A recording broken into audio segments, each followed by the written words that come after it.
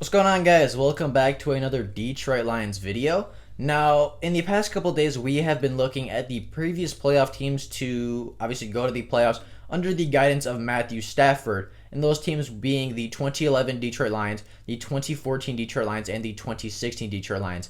If you have not seen the videos on the 2011 and 2014 teams, I highly suggest you go watch those. However, it is not necessary in order to understand what I am talking about today.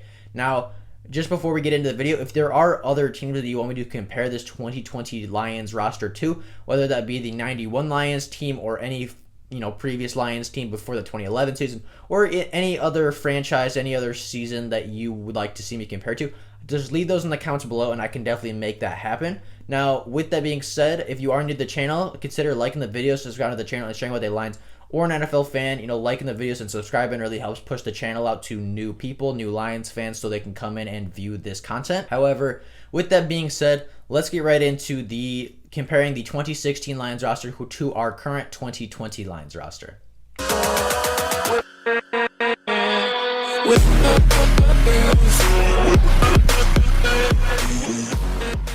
Looking at the 2016 team, in my opinion, this was the weakest playoff team that the Lions have put out as far as ranking the previous three playoff teams. This team ended up going 9-7, which was just good enough to sneak into the wild card round. However, this team was very streaky. They won their first game against the Indianapolis Colts. They followed that up by losing 3 straight. They then won the next 3 games. They then lost a game. They won the next 5, and they lost their final 4. Now, 8 out of those 9 victories came as fourth quarter comeback wins, with the only really calm, the only game that the Lions were really in control the entire time was that New Orleans Saints game.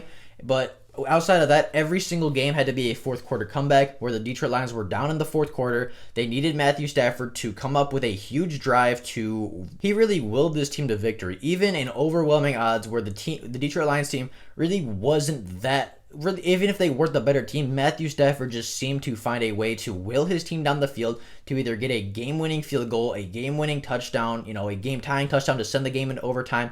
He just found a way to win every single Sunday, and really, he was the only reason that this Detroit Lions team had a chance to make the playoffs, and he was the reason that they did. Now, this was the first year without Megatron, Calvin Johnson, and I actually think that the retirement of Calvin Johnson helped Matthew Stafford progress as a quarterback. I feel like when Megatron was here in Detroit, while he was one of the greatest wide receivers ever, arguably the most dominant wide receiver in the history of the game, I feel like that put pressure on Matthew Stafford to get in the ball. I think that it kind of clouded his judgment a little bit. He made a decision pre-snap. 90% of the time that was to go to Calvin Johnson, because when you have a wide receiver of that magnitude with that kind of reputation and you know that he's going to win the ball 90% of the time out of the year, I can't blame Matthew Stafford for just throwing it up to Calvin and seeing what happens. However, I think when Calvin Johnson retired, it forced Matthew Stafford to make better reads, get to his second, third, and sometimes even fourth read on the field if the first one was not there. I think he made better decisions. I think he learned to read the field a little bit better, as he did not really have that guy that he could throw it up to 10, 12, 14, even 16 times a game and have big numbers and just trust that his guy is going to come down with it every single time. He didn't have that anymore because Calvin Johnson was gone, so I think it helped him progress and read the field better and actually become a better quarterback. Now, this was also the first year under Bob Quinn, just so that people know kind of where we are in the Detroit Lions timeline, just as a reference point. Now, looking at player stats, right? Matthew Stafford had 65.3% completion percentage, threw for 4,327 yards, 24 touchdowns, and 10 interceptions. So a very solid, very respectable season by Matthew Stafford standards. Didn't turn the ball over a lot, had over 4,000 yards, 24 touchdowns. A very productive, very solid season.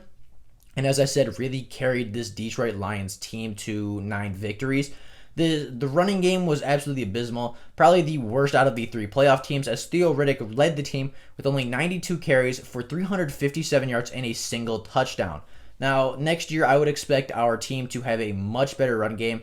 Whether Kerryon or DeAndre Swift is the leading back next year, I would expect them to have, between 800 and 1,000 yards, depending on how hot they get during the season. And the backup, I would expect to have 500-600 yards and a few touchdowns. Now, we have put so much capital into this running game that it has to be good next year, and there's no possible way that our leading rusher next year only has 350 yards and a single touchdown. It's just not going to happen. Now, looking at the receiving game, Golden Tate led the team in receiving yards with 1,077 and 4 touchdowns. Marvin Jones was a close second with 930 yards and 4 touchdowns. And Anquan Boldin, the very good, very old wide receiver, very past his prime at this point, led the team in touchdowns. He had 584 receiving yards and 8 touchdowns. So, obviously, Marvin Jones and Anquan Boldin were both free agent pickups this season. Marvin Jones is still with the team, and Anquan Boldin, I believe, is retired or he is not currently on a NFL roster. Anquan Boldin, as I said, was far past his prime. However, he was still productive in the Detroit Lions system, leading the team in touchdowns, and I think that he was kind of that Calvin Johnson replacement for Matthew Stafford, kind of a big body veteran wide receiver who he trusts in the red zone. However, I think that obviously he wasn't as good as Calvin Johnson, and it forced Matthew Stafford to look elsewhere on, when the first read wasn't there. And I think it still gave him that security blanket, but it kind of helped him transition to reading the field a little bit better, getting to his second, third, and fourth reads, and just getting better at reading defenses post-snap. Now, looking at the team offense as a whole, they had 5,421 total yards, which ranked 21st in the NFL, 4,111 passing yards, which ranked 11th, 24 passing touchdowns, which ranked 16th, and 10 interceptions, which ranked 11th. They ran for 1,310 yards, which ranked 30th in the NFL, and they rushed for 9 touchdowns, which ranked 26th. So this 2016 Detroit Lions offense really wasn't that good at anything. I mean, you can look at the 2014 playoff roster. They really didn't do anything exceptional on the offensive side of the ball, but they were efficient, they were productive, and they put points on the board when they needed, and they really relied heavily on that defense to win them football games. And unfortunately, that really wasn't a possibility in this 2016 season. Now, the 2016 team defense gave up 5,676 total yards, which ranked 18th in the NFL.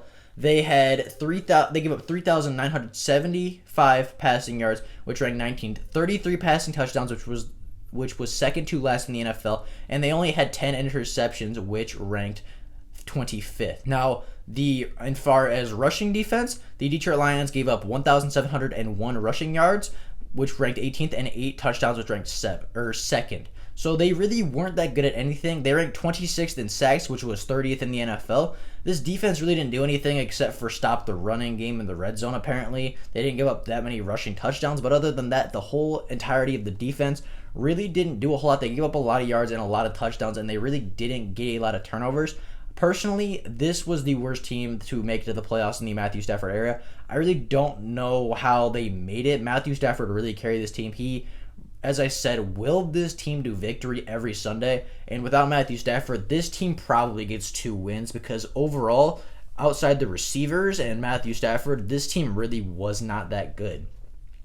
Now, looking at our wild card game against the Seahawks, Matthew Stafford had an okay game. He threw 18 for 32, 205 yards, no touchdowns, no interceptions. So, obviously, not a horrible game, but you'd like to see him score some touchdowns.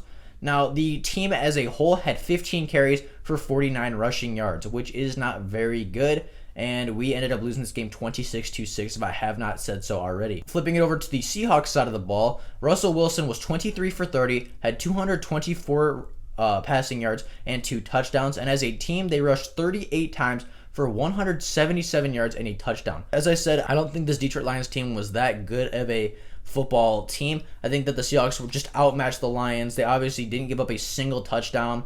You could say that the Paul Richardson touchdown shouldn't have counted, but even if you take those 7 points off the board, we still lose by 2 scores. We were outclassed in this game. We really didn't deserve to make the playoffs this year. Matthew Stafford deserved to make the playoffs that year. The receivers deserved it, but really the rest of the team didn't really pull their weight this year. Now, looking at the Super Bowl champions in the New England Patriots, the New England Patriots won the Super Bowl in 2016, so looking at their team and what they did in the playoffs, in the divisional round, they rushed for 98 yards and a touchdown. In the conference championship, they rushed for 57 yards and a touchdown. And in the Super Bowl, in the 28-3 comeback, they rushed for 104 yards and 2 touchdowns in the Super Bowl. So very good rushing performances from the Patriots in the playoffs. Obviously not quite elite. They only had 100 yards in one game. However, they were very efficient. Now rushing the rushing the ball is not the only factor if you are good in the playoffs. Your team also has to play defense and hold the opponents to low points so you can obviously win football games.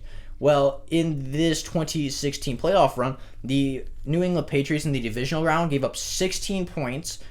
In the conference championship, they gave up 17. And in the Super Bowl, to the record-breaking Atlanta Falcons, they gave up 28 points. I mean, this defense was a very good one. They didn't give up a lot of points, which made it easy for the Patriots to win because they didn't have to score that many points to win football games and win in the playoffs.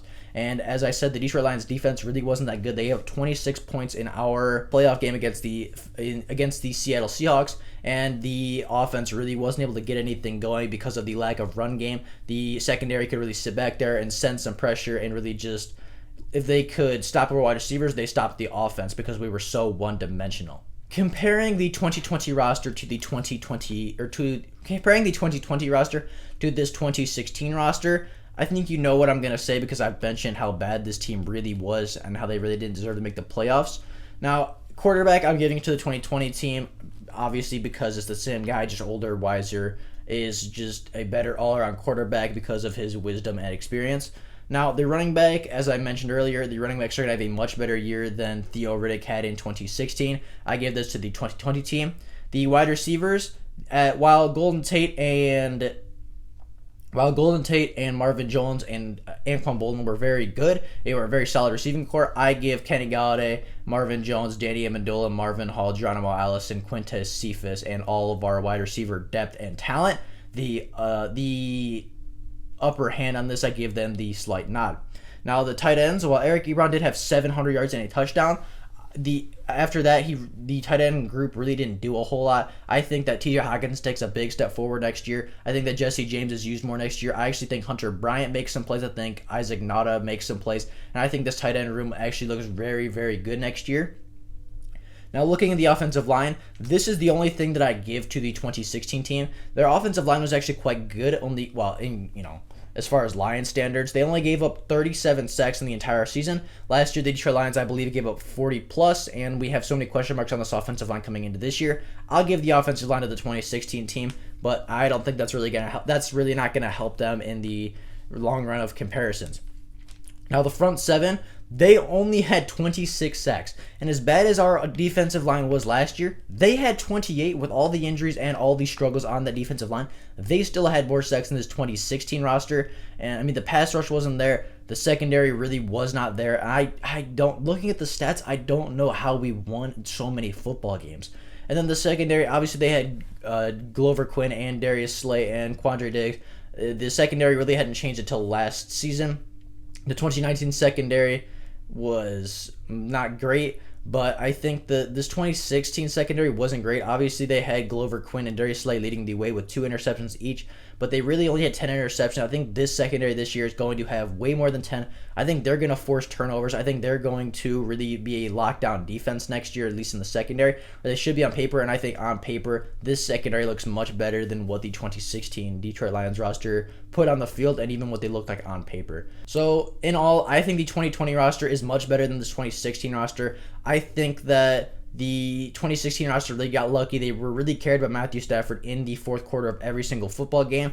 And I think this year the Detroit Lions are going to have an all-around better football team. If they find a way to make it to the playoffs, I think they are better equipped to make a run with the running game. I think the defense will be much better, and Matthew Stafford is obviously a veteran of the NFL and one of the best quarterbacks in it.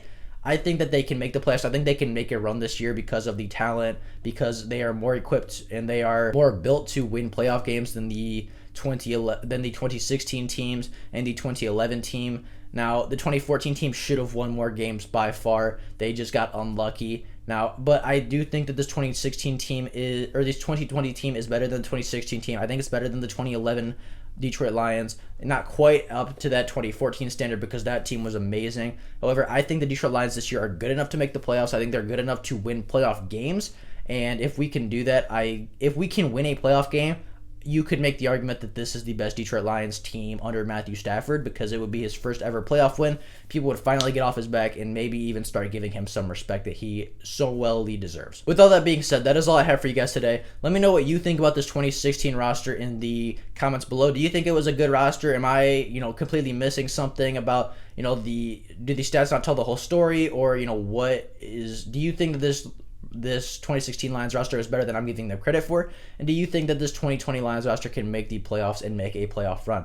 Let me know all that in the comments. If you want to see me compare this 2020 team to any other NFL teams, whether it be former Lions teams or anybody else in the NFL, just let me know down in the comments and I can make all that happen. With that being said, that is all I have for you guys today. Have an absolutely fantastic day. Stay safe, stay healthy. I will see all you guys later. If there is more Lions before tomorrow, I'll obviously make a video letting everybody know. But until then, I will see everybody later. Thank you all for watching. Bye.